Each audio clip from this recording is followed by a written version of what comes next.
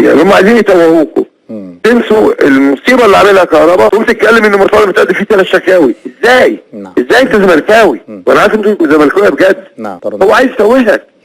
هو عايز يسيب في الاخر سيب ولا سيب. لا مؤاخذه يعني انا كنت رئيس نيابه، محمد رجب، فكان كتير بنحقق في اللسان.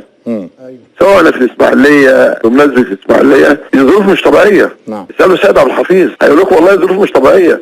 هيقول لكم الكره بتمشي لوحدها. الكره اللي مشيت لوحدها كده لقيت ما ضربت في عارضه و4 من الاهلي و7 من الزمالك ولا لمحت ماشيه بتتمخطر لوحدها. طب مين اللي بيمخطرها؟ جامايكا. وانا يمكن في الفيديو اللي فات قلت انا مدي كلمه لناس محترمين في الدوله، انا مش هرد على قله، يعني في قله ادب شغاله 24 ساعه. تمام؟ انا مش هرد لانه لو تلاحظوا اللي عمال يقل ادبه ويستفزني 2 والاثنين اخوان، سيد عبد الحفيظ والولد جوز البنت.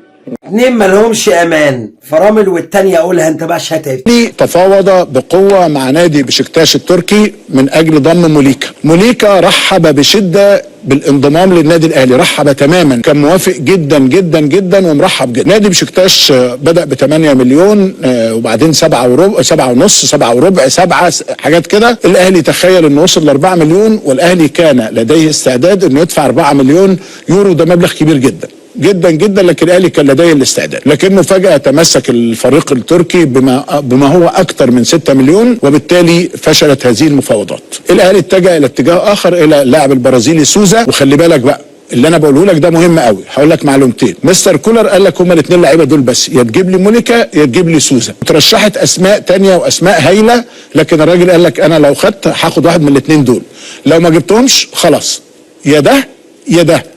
اتعرضت عليه 8 اسماء اخرى، واسماء مش هقولها لك دلوقتي، هقولها لك بعد اول السنه، بعد اول يناير، بعد غلق باب الانتقالات.